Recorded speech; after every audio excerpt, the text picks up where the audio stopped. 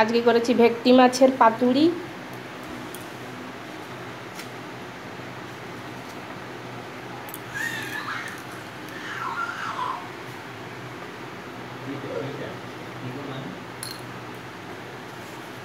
হয়ে গেছে পাতুরি, এখন গরম প্রচুর।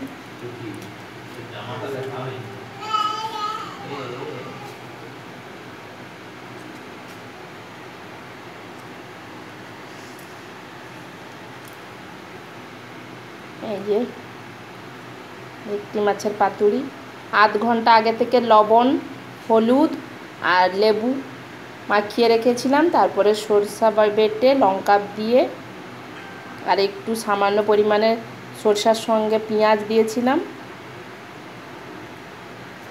হয়ে গেছে পাতুরি।